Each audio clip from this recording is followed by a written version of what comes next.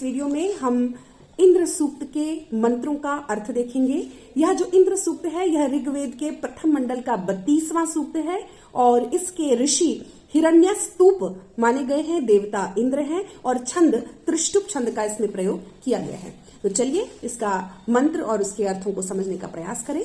जो प्रथम मंत्र है वह है इंद्रस्य नु वीर्याणि प्रवोचम यानि चकार प्रथमानि वज्री अहन्न हिमन वपस्ततर्द प्रवक्षणा अभिनत पर्वतानाम। कहते हैं नु इंद्रस्य वीर्याणि प्रवोचम यानि वज्री प्रथमानि चकार। अब मैं इंद्र के पराक्रम युक्त कार्यों का वर्णन करूंगा। नु इंद्रस्य वीर्याणि, अब नु यानी अब, अभी, तुरंत मैं इंद्र के वीर्याणि पराक्रम युक्त कार्यों का प्रवोचम प्रकृष्ट रूप से उनका अनुवचन करूंगा, उनको कहूंगा। यानी जिनको वज्रधारी वज्री प्रथमानि चकार, जिसको वज्रधारी इंद्र ने सबसे पहले प्रथमानि चकार सबसे पहले किया था। अहिम अहन, उन्होंने अहिन अहिन यानी मेघ को मारा, अहि नामक राक्षस को उन्होंने मारा। फिर क्या किया? अनु अपह ततर्द, और उसके बाद जल को बरसाया। पर्वतानाम वक्षणा अभिनत, और पर्वतों के बीच से नदियों को काटकर प्रवाहित किया। आपको स्मरण होगा जब हम विश्वामित्र नदी संवाद पढ़ रहे थे तो वहां पर भी नदियां कहती हैं कि उस इंद्र ने ही हमारे प्रवाह को अवरुद्ध होने से रोका और हमारे प्रवाह को, जो अवरुद्ध हमारा प्रवाह था उसको, उस अवरोध को तोड़कर हमें बहने के लिए ही छोड़ दिया। हमें बहने के लिए उन्होंने हमको आगे बढ़ाया, प्रवाहित किया। वही बात यहाँ पर भी कह रहे हैं कि सबसे पहले इंद्र ने क्या किया? उन्होंने अहि नामक जो शत्रु था उसको मारा और जो जल था उसको प्रवाहित करने के लिए छोड़ दिया। और पर्वतानाम वक्षणा, पर्वतों की गोद से, उसके बीच में से निकल करके अभिनत वो नदियां प्रवाहित की। तो इस प्रकार से इंद्र का जो प्रधान कार्य है वह जल को प्रवाहित होने देना है, वर्षा के रूप में भी, और वह जो वर्षा का जल है वही नदियों में आता है और पर्वतों की गोद से प्रवाहित होता हुआ वह आगे की ओर बढ़ता है। द्वितीय मंत्र है अहन नहिम पर्वते शिश्रियाणम त्वष्टास्मै वज्रम सर्व्यम ततक्ष वाश्रा इव धेनवः स्यन्दमाना अंजः समुद्रमव जगमुरापः। कहते हैं इंद्रः, उस इंद्र ने पर्वते शिश्रियाणम, पर्वत पर आश्रय लेने वाले अहिम अहन, अहि नामक राक्षस को मारा। फिर क्या किया? त्वष्टा अस्मै स्वर्यम वज्रम ततक्ष, और त्वष्टा ने, त्वष्टा विश्वकर्मा का भी एक स्वरूप माना जाता है, तो उस त्वष्टा ने इसके लिए गरजने वाला वज्र निर्मित किया। त्वष्टा अस्मै, त्वष्टा ने अस्मै इस इंद्र के लिए स्वर्यम, स्वर करने वाले, गरजने वाले वज्रम, वज्र को ततक्ष बनाया। तक्ष का मतलब होता है गढ़ना, गढ़ने वाला। तक्षक जो स्वर्णकार होता है या जो निर्माण करता है उसको तक्षक कहा जाता है। तो उन्होंने वज्र को इंद्र के लिए बनाया। फिर क्या कहा? वाश्राह धेनवः इव स्यन्दमाना, वाश्राह धेनवः, धेनवः यानी गाय। कैसी गाय? वाश्राह, रंभाती हुई गायें जो थी, बछड़े की तरफ तेजी से जाने वाली जो गायें हैं, उनके समान बहता हुआ जो अंजह जल है वह समुद्रम, समुद्र की ओर अवजगमुहु जाने लगा। वाश्राह धेनवः, जैसे बछड़े की ओर रंभाती हुई गायें स्यन्दमाना जाती हैं, वैसे ही यह जो जल है वह भी समुद्र की ओर तेजी से जाने लगा। उसके प्रवाह को इंद्र ने खोल दिया। ठीक है। इसके बाद तृतीय मंत्र है वृषायमाणो व्रणीत सोमम त्रिकद्रुकेष्वपि बत्सुतस्य आसायकम मघवा दत्त वज्रमहन्नेनम प्रथम जामहीनाम। यहाँ पर कहते हैं कि वृषायमाणः यानी शक्तिशाली जो वृष होता है, सांड होता है, उसके समान आचरण करते हुए इंद्र ने सोमम अवृणीत, सोम को जो उनका अपना प्रिय पान है उसको वरण किया, यानी खूब तेजी से उन्होंने उस सोम को पी लिया। त्रिकद्रकेषु सुतस्य अपिबत, उसने ज्योति गौ और आयु नामक 3 यागों में पीसे हुए अविशब किए गए सोम को पी लिया। त्रिकद्रकेशु, त्रिकद्रकेशु कहते हैं ज्योति, गौ और आयु नाम के 3 यज्ञ को।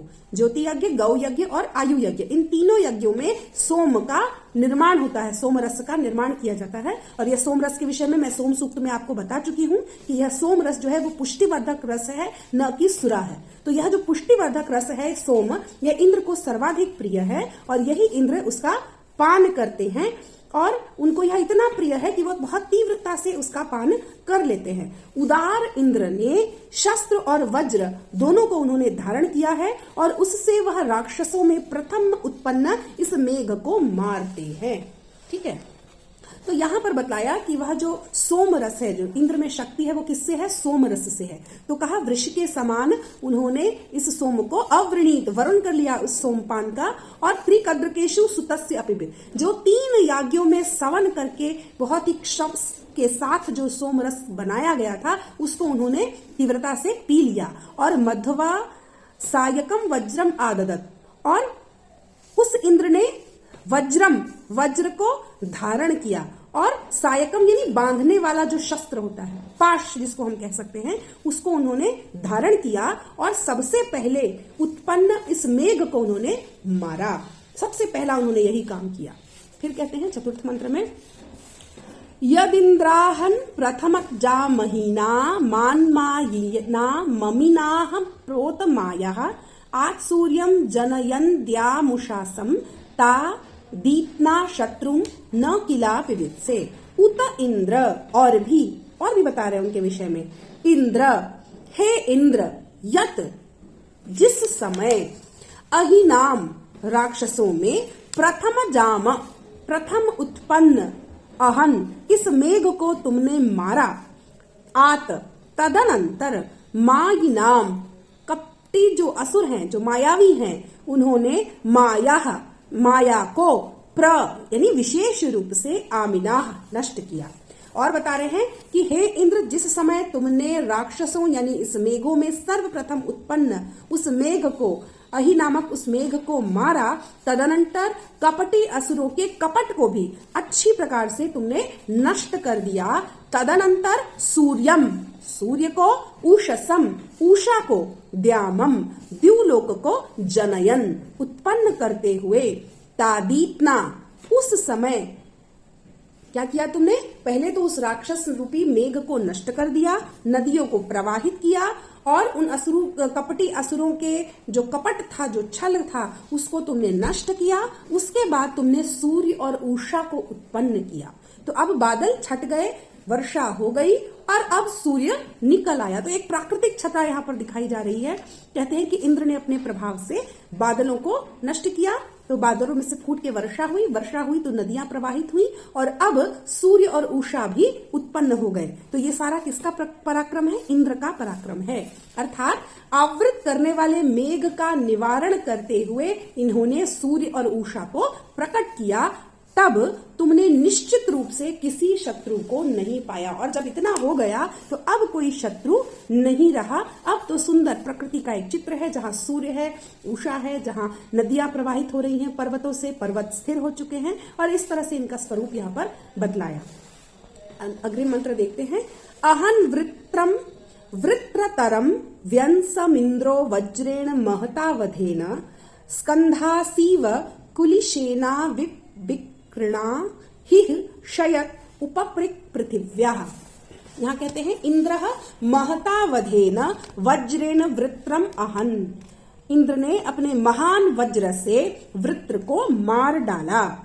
वृत्रतरम व्यंस, और वृत्र से बड़ा, लोगों को अत्यधिक आवृत करने वाला जो अंधकार था, मेघ रूप जो अंधकार था, उसको भी तुमने व्यंसम, उस कंधों से रहित उस व्यंस नामक असुर को भी कुलिशेना, कुलिश के प्रहार से, कुठार के प्रहार से, स्कंधांसी, वृक्ष की शाखाओं को काट कर गिराने के समान काट डाला। ठीक है, और कैसा था वो? तो उसके विषय में कहा कि वृक्ष की शाखाओं की तरह वह राक्षस पृथ्वी की गोद में सो रहा था। इंद्र ने ऐसे उस राक्षस को अपने महान शस्त्र से मार डाला। स्पष्ट है। इस मंत्र में कह रहे हैं, इंद्र के कार्य का वर्णन कर रहे हैं और कह रहे हैं कि इंद्र ने अपने महान शस्त्र वज्र से वृत्र को मारा और वृत्र से बड़े शत्रु व्यंस को मारा। कुठार के से काट कर गिराए गए वृक्ष की शाखाओं के समान, जैसे वृक्ष की शाखाओं को किसे कुठार से काट काट कर गिरा दिया जाता है, उसी प्रकार वह राक्षस पृथ्वी की गोद में सो रहा था, उसको भी तुमने अपने कुलिश के प्रहार से मार डाला। छठा मंत्र है, अयोध्येव दुर्मद आहि जुह्वे महावीरम तुविबाध मिज्जीशम नातारीदस्य समृतिम वधानाम समरुजाना पिपिश इंद्र शत्रु। अब कहा दुर्मदः, दुर्मदः यानी मिथ्या अभिमान, मद यानी अभिमान और दुर्मदः यानी व्यर्थ का जिसमें अभिमान हो, है ना। ऐसे उस वृत्त को दुर्मदः महावीरम तुविबाधम ऋजीशम अयोध्या इव ही आजुह्वे।